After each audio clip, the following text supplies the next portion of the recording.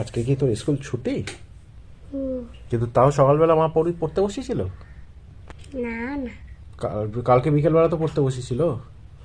হ্যাঁ, একটু উঠতে হবে, এরকম আরেকটা বাচ্চাকে তার মাম্মাম অনেকক্ষণ ধরে পড়াচ্ছে। পড়াতে পড়াতে বাচ্চাটা কাঁদছে, মা আমার ছুটি দাও, ছুটি দাও। স্যার পড়াচ্ছে, সেইটা নিয়েই এই ছড়াটার নাম প্রশ্ন। রবি ঠাকুরের এই ছড়াটার নাম প্রশ্ন। মা গো, আমায় ছুটি দিতে বল, সকাল থেকে পড়েছি যে মেলা।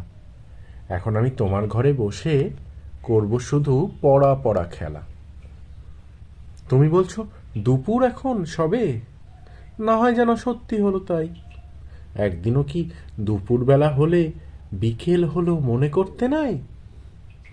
আমি তো বেশ ভাবতে পারি মনে।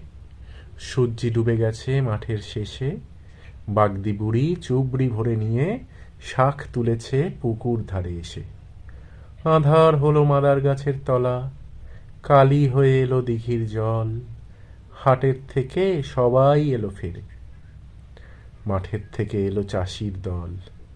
মনে কর না উঠল সাঁঝের তারা, মনে কর না সন্ধে হলো যেন। রাতের বেলা দুপুর যদি হয়, দুপুরবেলা রাত হবে না কেন?